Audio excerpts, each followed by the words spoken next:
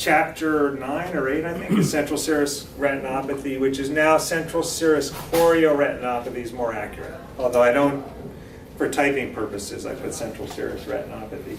I didn't know it's fourth most common non-surgical maculopathy.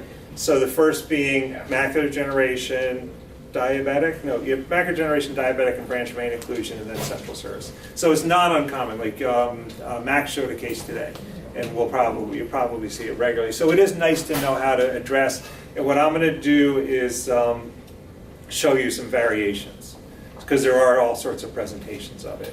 There's one I didn't include, but apparently I shouldn't have. So it's also got a bunch of names historically I put down here.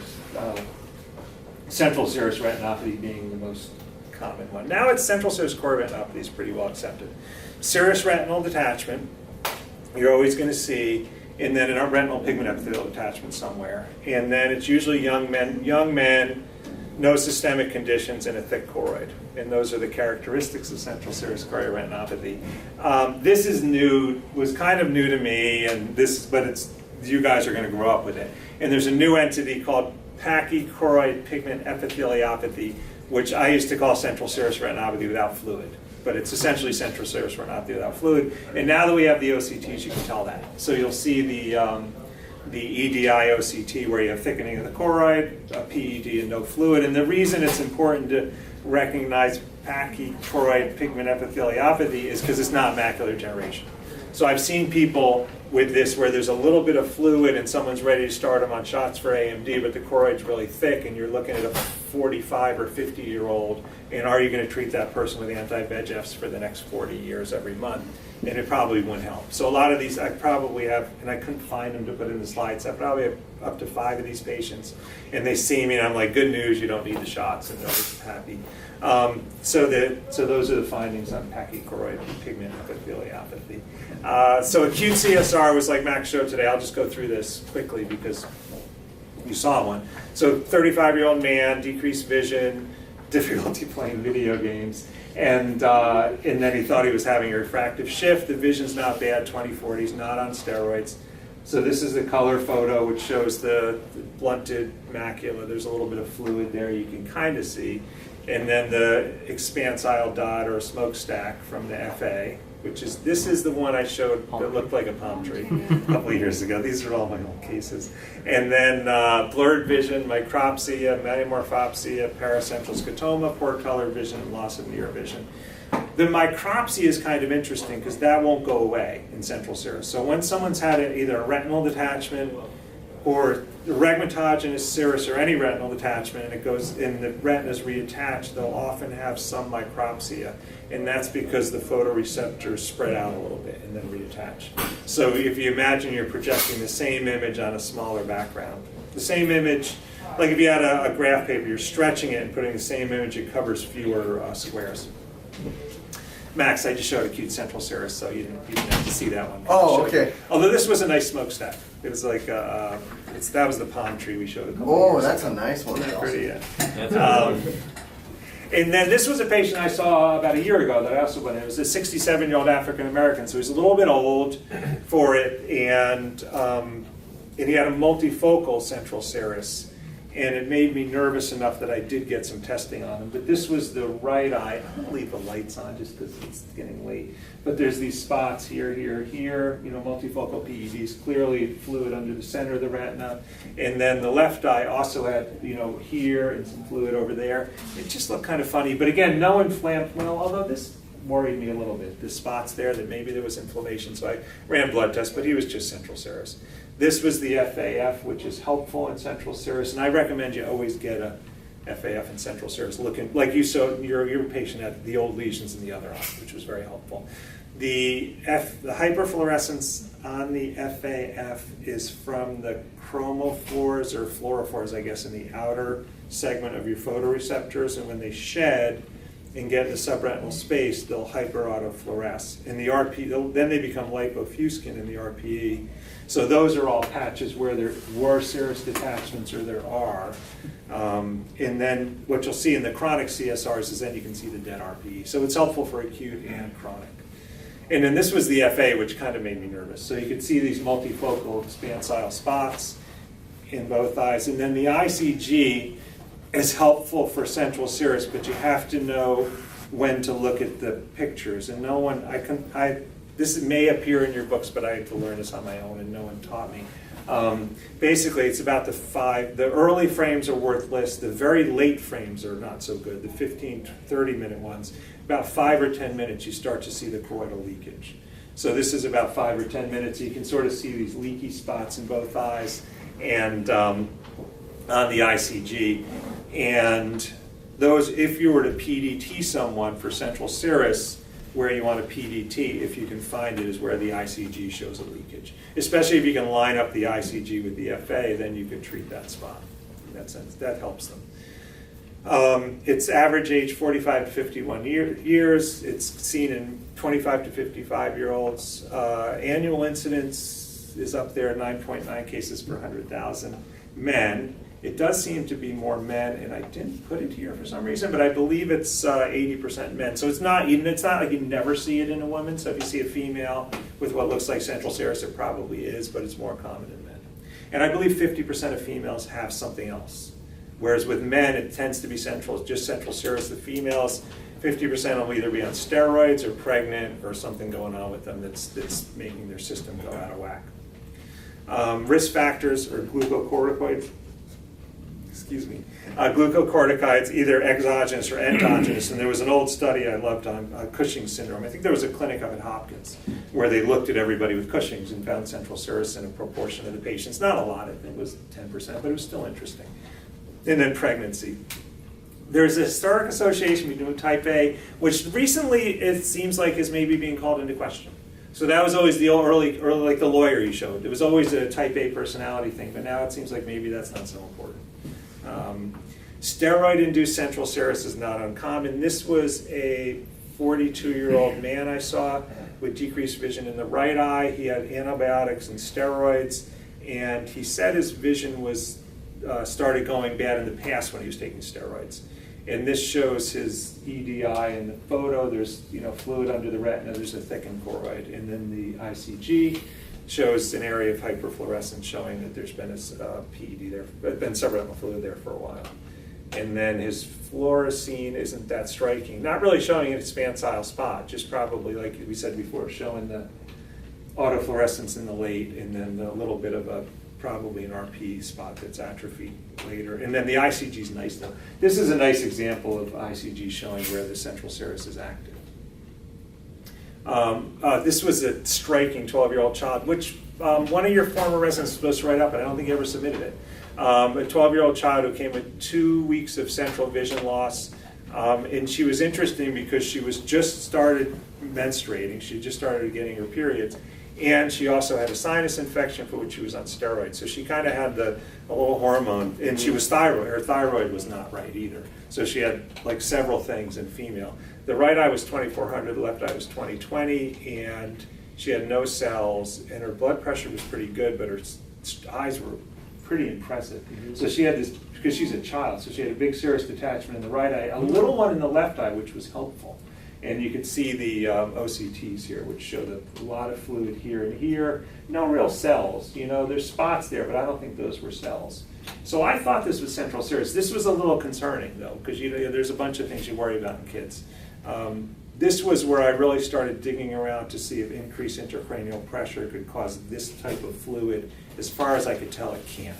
So if you have increased intracranial, in the absence of an optic nerve pit, I guess, if you have increased intracranial pressure, it's not going to give you a big around the nerve. Around the nerve, you get some fluid. Yeah, that left eye, that would be like, oh my goodness, look at that. But then the right eye, I was like, whoa, that's a big detachment. So and then what we did was we just stopped the steroids and watched her. And then the other thing was this FA, I thought helped. We didn't really get. She was a kid, and it was hard to shoot pictures. Oral FA or what's that? It was oral or intravenous? No, she was 12. Oh, okay. But you could see the spots. I thought that was probably central serous too. Although again, VKH, but she didn't have the inflammatory component. And then she just got better. We stopped the steroids. 3 days later, her vision was 20/50. I probably wasn't going to give her that much time to get better before we started looking at other problems. But and then she was up to 20/20. So she returned to normal off the steroids. So that's all acute central serous. So acute central serous is kind of this one entity. Subretinal fluid, hot spots, you watch it, 80 to 90% plus people get better, usually within 6 months. And then chronic central serous is kind of different. So once someone goes over 6 months, they're considered chronic, and that's when we start thinking about therapy. So some people think about 3 months, most people 6 months, and then what happens in chronic central serous is you can get photoreceptor death. And then sometimes you can get neovascular membranes, and the fluid under the retina can get very thick. So this is a 66-year-old person who lost vision in the right eye and had fluid for 6 months. It just wasn't getting better. So this is 6 months out. So I watched him, and there's fluid there. And then what I'll do is, it's nice to have a trend. So let's say you've been following someone for 6 months with central serous, and they're almost better, but there's still fluid. That's okay. But if they're just sort of not, there's a difference between, like same thing with vitreous hemorrhage. There's a difference between someone who's stable for the last month or two versus someone who's getting better but not all the way better. So for central serous, if they're not getting better and stable, then we would treat them. And this person had a nice it's hard not to treat that, an extrafoveal spot that was leaking, and it was typical superiorly kind of leaking down into the macula. And so this patient, I think I PDT'd and it went away. Could have lasered that. This was someone I just saw last week. I like bringing in like a fresh case. This was someone who was perfectly fine. A 65-year-old who was fine went to the doctor, and the doctor's like, you got to go to the retina specialist. And it's interesting, if you look at the left eye, you can see these areas of atrophy. And that's why I had that paravenous pigment epitheliopathy I showed you before, because that follows the vessels, but this is something that goes guttering, and you can see the gutters on the color, but it's another example where the autofluorescence is great. Wow. So you get a 55-degree autofluorescence. It's obviously central serous. You can see on the right side, some of these people, you can even tell them which side they sleep on, because the gutter will go that way. So this person probably sleeps some on the right side, some on the left side, because this gutter is kind of going to the right and that one's going to the left. And you can see there might still be some activity up there, but this isn't going on forever, but his foveas are fine.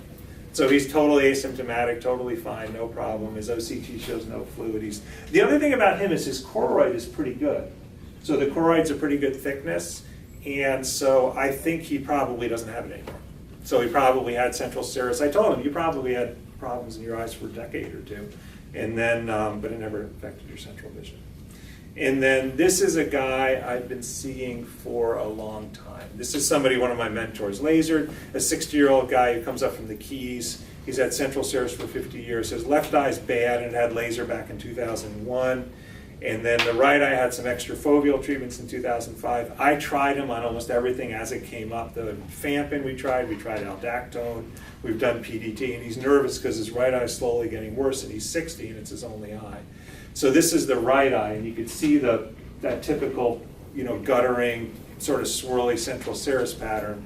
And then the left eye's got central vision loss. In YAG, you can see by the dark spot. If you look right in the center of the FAF, no one's, I was told this study was done and published, but then I've never seen it, so I'm not sure anybody ever published it. But no one's ever done a autofluorescence, or I've not seen an David, you might know this. Is there anything where someone looks at the autofluorescence on presentation for AMD and then tells you how they're going to do in the end? Not that I know of. Prognostic.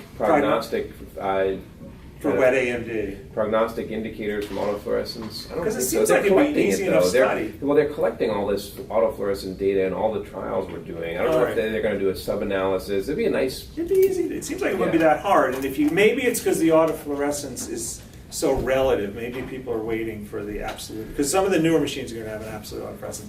So you can see that dark spot in the middle of the left eye is just a dead spot. So that eye doesn't see well. And then there's a venous. It looks like that's where it was lasered. I don't think so. I wouldn't think so. I can't imagine, because I know who lasered him. You wouldn't think he would have lasered there. Someone would have gotten the news in Los Angeles, but anyway. He lasered him, but he was, I don't think he would have lasered the macula. No, he's too smart for that. He's too smart for that. And then this is the right eye, which I've been seeing for a while, and I put up serial scans, because this happens with us with patients, and you got to watch how you say it. The scans don't look that much different. So you'll have someone come in with macular degeneration or him with central serous, you say your tests look the same, and they'll get upset because they'll say, I'm seeing worse. How come my tests look the same? And you go, well, the tests don't show everything. But you can kind of see the center of the retina atrophy in here. And there is a little bit of smoldering fluid off to the side. So when I see a little bit of fluid away from the fovea and vision loss and increased atrophy, I try to find something to treat. And in his case, I've been kind of looking around. And I've PDT'd him a couple times. So here's the ICG. And you can see a couple spots kind of, above, over to the side. And what I did, I think, initially was I treated him up top because that was logical. And the fluid didn't go away. And then what I did later was I kind of found a spot on the bottom. But I didn't treat his fovea. Do you ever give him shots? No. No, I haven't. Because, there's not much Nothing, fluid. not a Like lot, even, not a lot, it's yeah. so little. I thought, I have one guy like Yeah. this who I started giving shots to. yeah, I think it's not a bad. The other thing is he does come up from the Keys. Which Yeah, is it's a pain to get sweat. shots every month. Yeah, from the he doesn't Keys. like anybody down there. There's an airplane now, a commercial airline out of Flock, silver power planes. Okay, the Keys. They Very think cheap, the resources. So, so clinical findings with central serous are serous retinal detachment, serous pigment epithelial detachment. If it's chronic, you get the intraretinal fluid.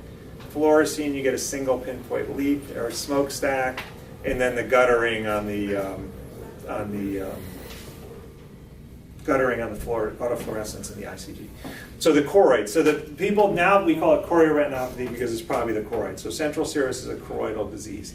And the reason we know there's hyperpermeability in the choroid is because of the ICG staining in the mid phase, and because of the ED-IOCT, and because of the areas of choroidal staining which are contiguous with the RP leakage. So that all points to this being, because it used to be, you're at an age, especially with the OCT angiography, where we're starting to have a much easier idea where things were. People used to have to figure this out. And there was a thought that this was a retinopathy, but it's really a choroidopathy.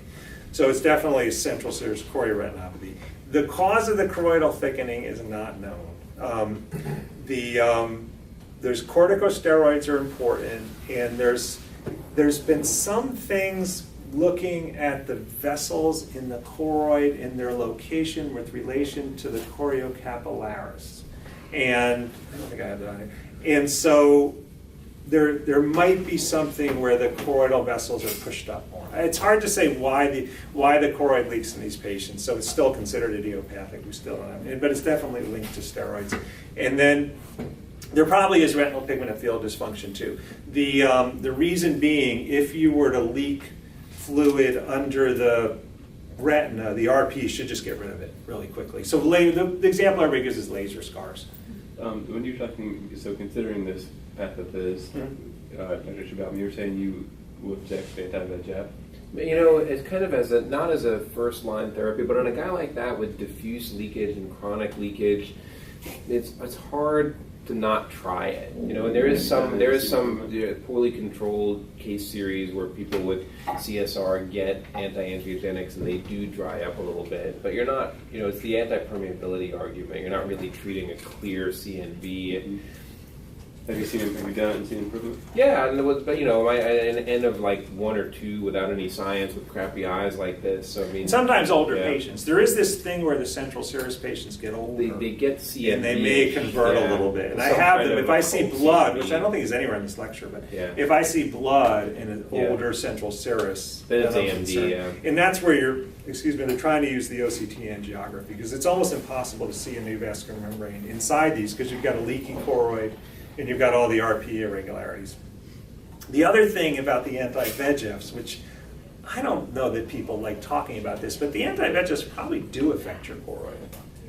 So they're not just anti-neovascular. There might be a little bit of a choroid effect, which is why we do it. I always tell my patients with the anti-VEGFs, I think the best people do better on the longer treatment interval as long as they don't turn wet again.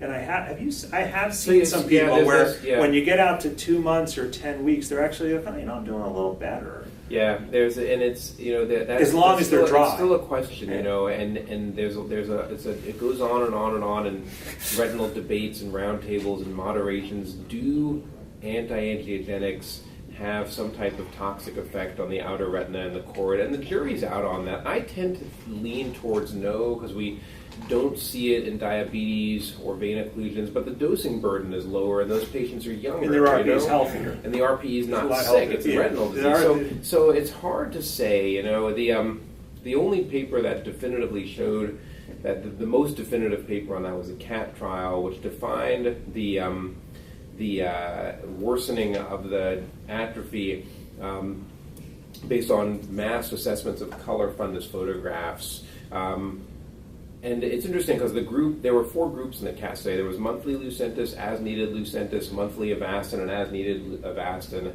The monthly Lucentis group did the best visually, and the monthly Lucentis group also showed the most increase in atrophy, which is, I can't rationalize that.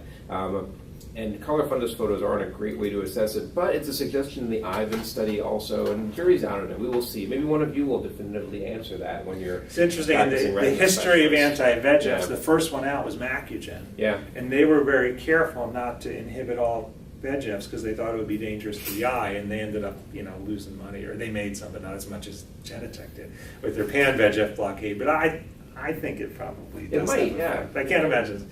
But the other thing is, what I was going to get to is, so for central serous, there probably is also an RPE problem because the RPE pump should be able to get rid of fluid, which is why when you have a laser spot. So if you shoot a laser spot in the eye, you don't get a big serous retinal attachment around the laser spot, but that's an area where you've created a defect in the blood-retinal barrier, but the rest of the RPE can get rid of the fluid. So there probably is some sort of RPE dysfunction that's not been well defined.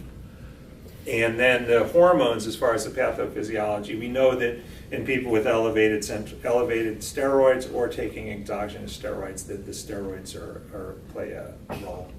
And then there's this other thing, which is a very busy slide, but there has been some link possibly between H. pylori and central serous, which I found when I was reading on it. I can't say I've ever tested anybody. And there's some conflicting studies. There was one where they had 31 out of 78 patients with central serous had H. pylori versus 25% in the general population. So they found that there were more people, if you take your central serous patients and test them for H. pylori, it's more common.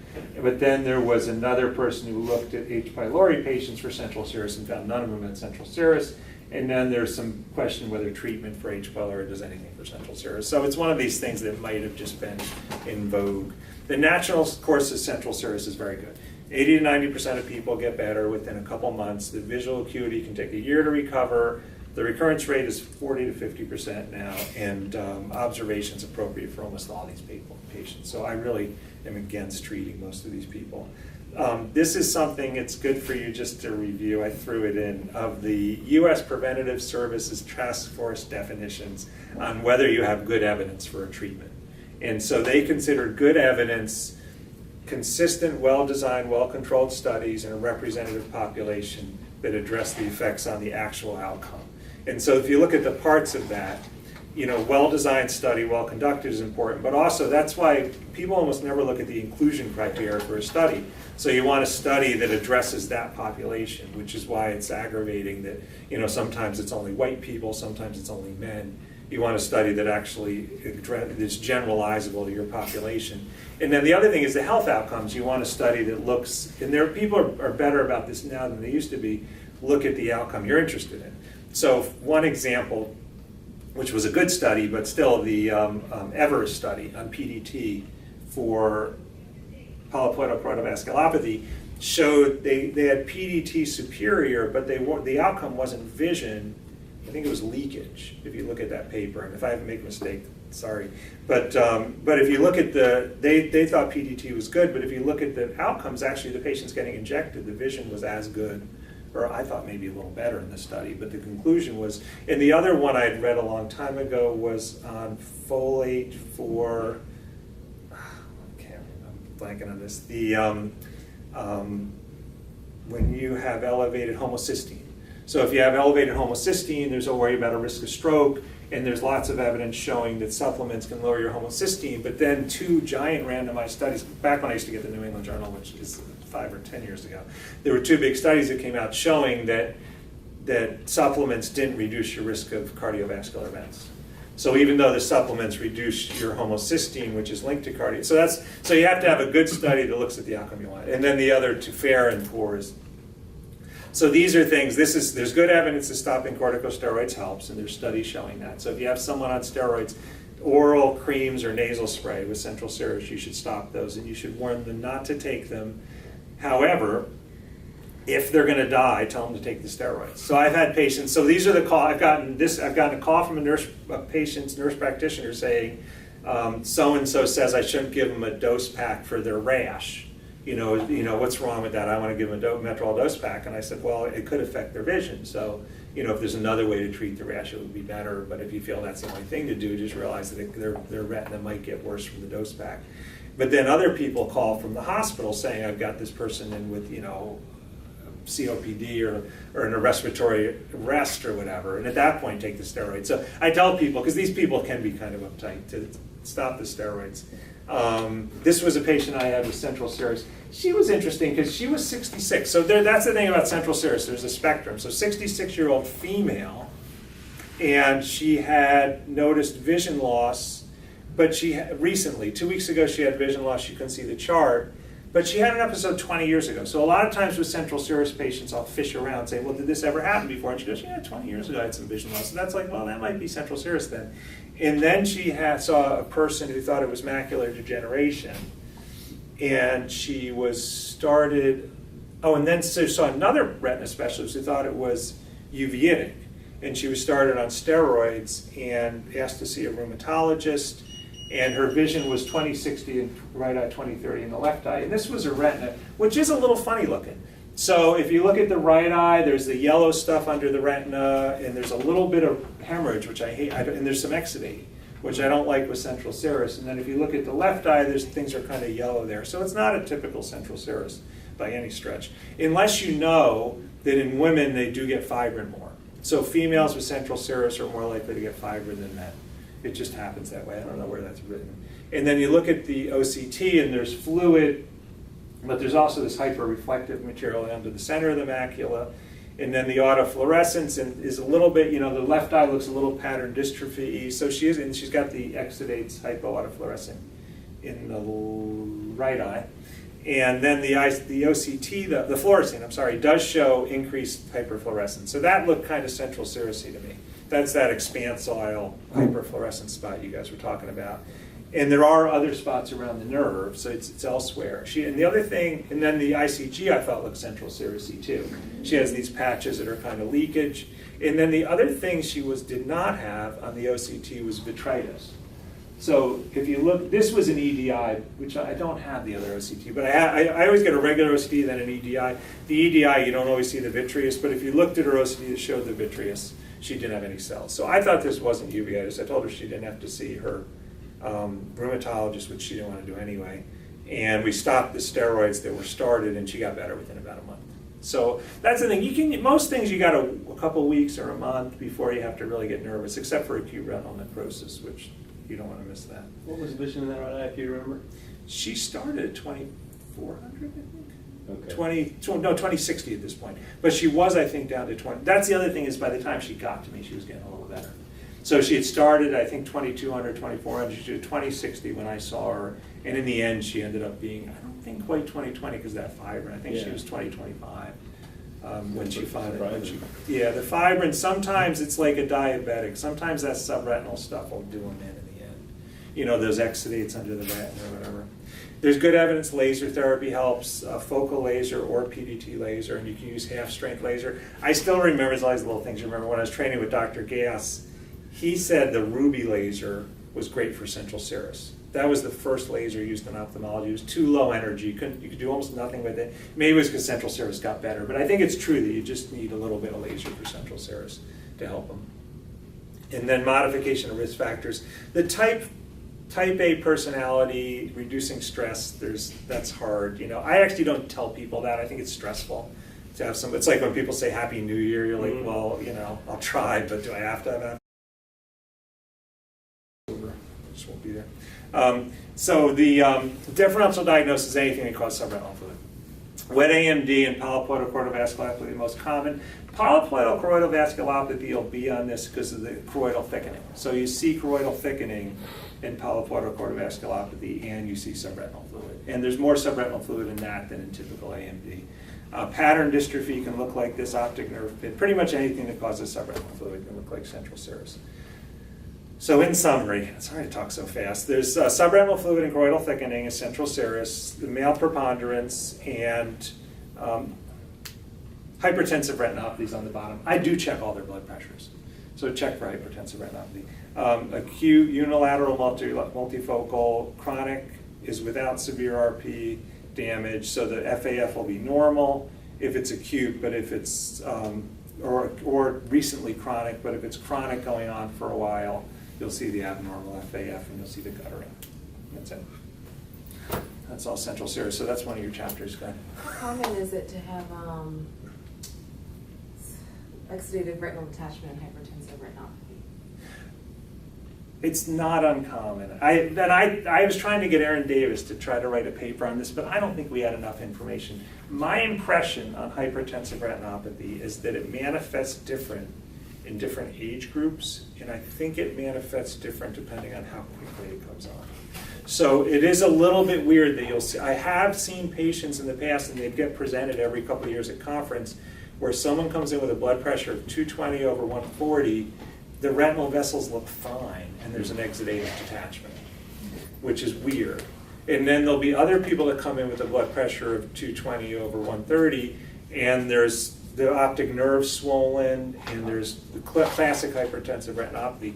So there is a hypertensive choroidopathy, and I don't know exactly why it segments that way. But I do, I get it. I have a patient of yours once, Harry, I think. We had a serous detachment. And so I almost always check a blood pressure on a central serous, unless it's super duper classic. Honestly, I check it anyway. And then the other thing about blood pressure is you can't trust the automated for super high blood pressures, because it just won't get them. So if you get the automated cuffs, they don't pump up high enough, because sometimes the top number, and you probably know, but you ever use the pulse to check the systolic? You lose the pulse at the systolic. So sometimes if I'm getting a systolic of 250 or 260, and I'm thinking, oh my God, that's high, I'll actually wonder if I'm hearing right, and I'll check their pulse and see if it lasts that long, and a lot of times it will. So you pump up the cuff. Yeah, the same question about very pattern dystrophies. Is that? How often do you see them with fluid? Like I said, You see a little bit of fluid in pattern dystrophy. Actually, my dad has that. He gets fluid on and off of the pattern dystrophy. Probably not much, probably 1 or 2%. But not that much fluid, just a little bit of fluid.